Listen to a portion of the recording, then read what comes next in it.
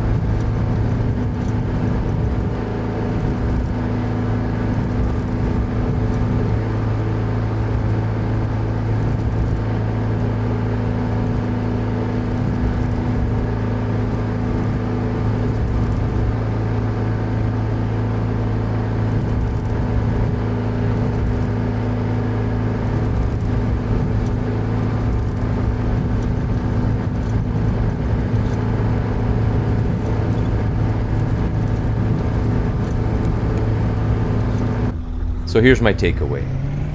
Clearly 1080 is awesome. We're up in the 40s. I've actually seen it in the 50s before, so that sounds amazing. The problem with that is, as soon as you move your gaze from the center to the left or the right, you start to see this degradation of image.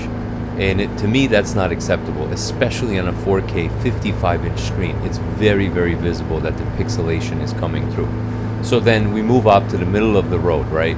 2K. We see an improvement, and the improvement is constant over 30 FPS. So I'd rather have a game that plays over 30 FPS because it does come across a bit more realistic. As we all know, anything under 30 FPS looks choppy and not quite realistic, and it's just very difficult to play. The reason we're not even talking about 4K, as you can see, it's barely struggling to stay above 30. The quality is amazing, but there are all sorts of stutters and other things that come through. So I hope this helps you in some way. Please stay tuned for all my settings right after this. Of course, I'm running DLSS in performance mode, and boost is on. A lot of my settings are on medium. Terrain, vector, and buildings are on high because I like to see my environment very well. And everything else is pretty much on medium, including the anisotropic filtering and texture super sampling. Even that is on medium. Texture synthesis is on high because I'm a sucker for good textures and everything looking realistic. And as we go down from there, all of the shadows are either off or low. And I know shadows do a lot to make things look real, but man, do they take a toll on the PC. So those are very much set on low. And some of the other fun stuff like light shafts and reflections are also turned on, but they're on low. I wish I could do better, but hey, we got to save money for that 4090.